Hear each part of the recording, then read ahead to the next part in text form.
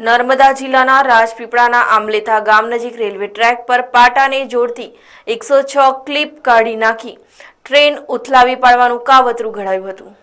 Ankleshwar Rajpipla passenger train Ankleshwar Rajpipla વચ્ચે દોડે છે। આ પેસેન્જર ટ્રેનમાં મોટાભાગના નોકરિયાતો ગરીબ વર્ગના લોકો તેમજ અંકલેશ્વર જીઆઈડીસીમાં કામ કરતા શ્રમજીવી મુસાફરી કરે છે।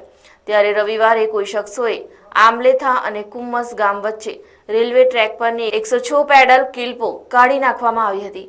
આ ઘટનાની જાણ થયા બાદ પોલીસની ટીમો દોડી ગઈ હતી। આ ગુનાની ફરિયાદ રેલવેના ઇજનેરે નોંધાવી હતી।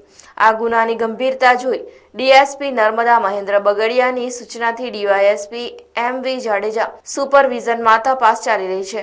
ત્યારે આ ગુનાની તપાસ કરવા માટે નર્મદા જિલ્લાની એસઓજી એલસીબી એટીએસની સાથે રાજપીપળા પોલીસને આંબલેથા પોલીસ નર્મદા જિલ્લાના તેમજ નર્મદા જિલ્લાના સરહદી ગામોના દિન રાત તપાસ ચલાવી રહી છે।